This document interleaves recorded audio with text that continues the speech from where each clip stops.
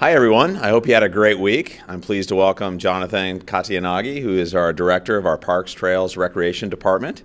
On Monday night, the City Council voted unanimously to acquire and preserve, in partnership with the John Muir Land Trust, approximately 20 acres of open space as nature parkland. To me, this decision represented one of the most historic actions that the City Council has taken in decades. For generations, Lafayette residents will be able to enjoy this pristine area, an area that really, to me, represents the special character of Lafayette. In December, I talked a little bit about the importance of reinforcing and defining our community values. And the protection and preservation of open space, and certainly our semi-rural character, are core imperatives in this regard. So with that, maybe I can turn it over to Jonathan to talk a little bit about this area that we're calling the Batwing open space. Jonathan? Yeah, I would start by talking about the batwing shape of the parcel. Well, a lot of us refer to the batwing because of its Bruce Wayne-inspired shape, but the neighbors actually, as I've gotten to meet them and talk to them, refer to it as their wonderland, the butterfly patch, and the open space that their kids grew up exploring when they were young. And that's exactly what we're trying to do by preserving this property, is allow generations to enjoy that property. And the number one need identified in the Community Conversation Survey from 2015 was open space. And this is City Council delivering on that community need. Working together with the John Muir Land Trust, who right now is in 2 campaigns to preserve open space to our north that will connect us to the John Muir House through the Almond Ranch, as well as to our south and our neighbors in Moraga. They have a campaign to save Painted Rock. And so we're delivering on this open space. We're delivering walkable parks. That's one of our big goals, is deliver walkable parks for everybody.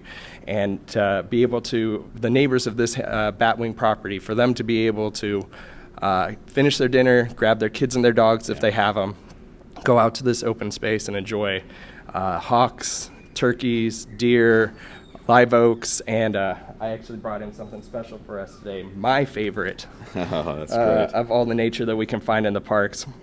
I get this question as a park and rec director all the time. What are these? What are these on the ground in the parks? And this is a buckeye seed. If you guys haven't seen this before, the buckeye is my favorite tree in the parks because throughout the year, it has a really special look to it. Right now, if you go into the parks, let's see. The leaves are starting to sprout. They'll be coming out of these pods right here, and they'll sprout their leaves. And actually, each one of these leaves right here, you may think that it's that this here is 5 leaves, but this is actually 1 leaf from the buckeye tree with great. 5 leaflets, palmetly compound. So they call it palmetly compound because it's shaped like your hand and has 5 fingers on it. And right now, if you go out into the parks, you'll see the buckeyes are starting to sprout those, and that's what it turns into. And you can go into the parks and enjoy that nature. And in the spring, if you go back, and hopefully we'll start working towards getting access to the park and getting everybody out there, you can go see these beautiful cone-shaped flowers that come from those buckeye trees, and that's why it's my favorite.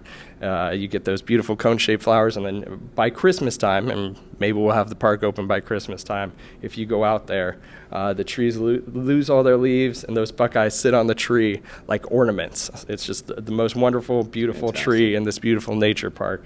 And that's what we're saving, access to that for kids and families so you can go out, enjoy nature with your family, and what a wonderful thing for the community.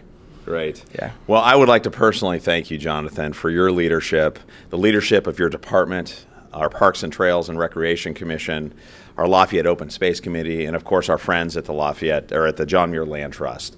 What you've been able to accomplish here is just absolutely profound. Our general plan called for the acquisition of 44 more acres of open space, and on Monday night, under a prudent cost value proposition, we took one action to take care of 50% of that goal. And that's because of what you've done and your folks have done in the department. And I want to thank you for that. So we'll be up there soon. We look forward to having the community visit the land soon, and it's going to be just a fantastic place for generations, like I said, to come. One final thing, on Monday night, we also set our City Council goals and objectives for 2019. And for those of you that weren't there, I would encourage you to visit our website and to take a look at what we did. And they're really formed around uniting and bringing our community together. And I want to compliment my City Council colleagues for coming together and hashing through these and setting, I think, what is a truly great plan for 2019. One last thing is I will host another Mayor's Coffee tomorrow morning, Saturday at 9 a.m. at Sideboard Cafe, so I hope to see you there. And with that, have a great week, and we'll see you Friday. And thank you, Jonathan.